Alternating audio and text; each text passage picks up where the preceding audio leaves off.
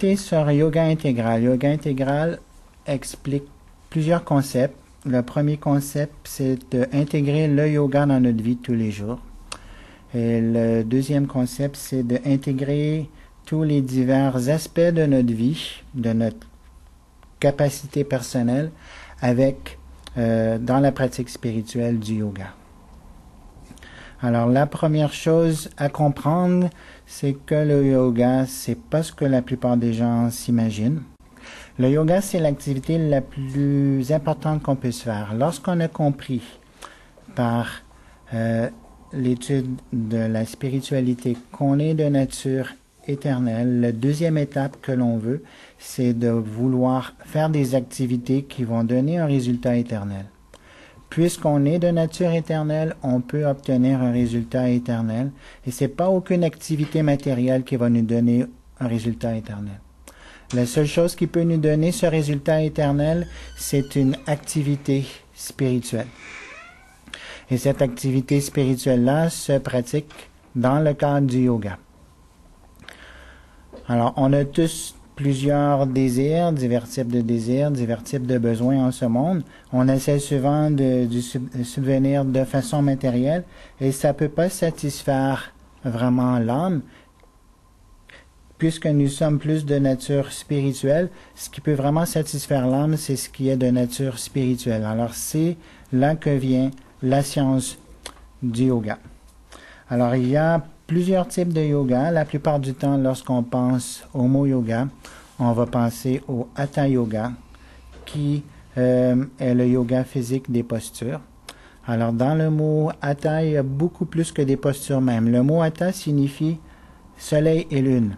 Ha et Ta, deux mots sanscrits qui se réfèrent au soleil et à la lune pour pouvoir justement faire référence à l'aspect bipolaire de la vie, du yin et du yang, les opposés, les différents qu'on doit regrouper ensemble.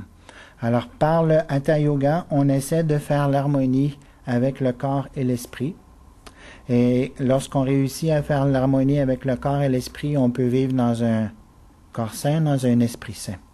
C'est le principe du Hatha Yoga. Souvent, le Hatha Yoga va être utilisé juste pour les postures physiques, mais ces postures physiques-là, s'ils sont faits juste de façon très superficielle, peut donner une santé physique, mais c'est pas le maximum de ce que le Hatha Yoga a à fournir. Ce que le Hatha Yoga a à fournir, c'est vraiment plus un équilibre entre le corps et l'esprit qui va permettre à la personne d'aller beaucoup plus loin par la suite dans les divers autres niveaux de yoga. Après le Hatha Yoga, un des yogas qui est le plus connu, c'est le Ashtanga Yoga. Alors, c'est composé aussi de deux mots. Ashta qui veut dire 8 et Anga partie. Et c'est le yoga de la méditation, ou qui est divisé en 8 parties pour pouvoir arriver à la 8e étape qui est Samadhi. Le Samadhi, c'est l'absorption complète dans l'objet de la méditation.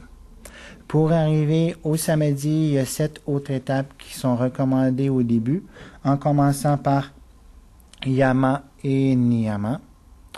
Après, on a Asana, Pranayama, Pratyahara, Dharana, Dhyana et enfin Samadhi.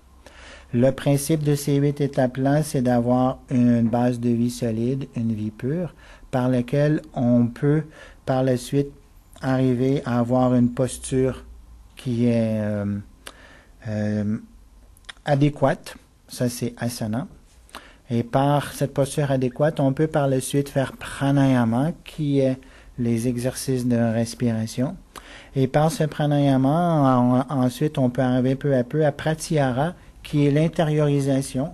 On intériorise à l'intérieur de nous plutôt que d'être tourné vers l'extérieur.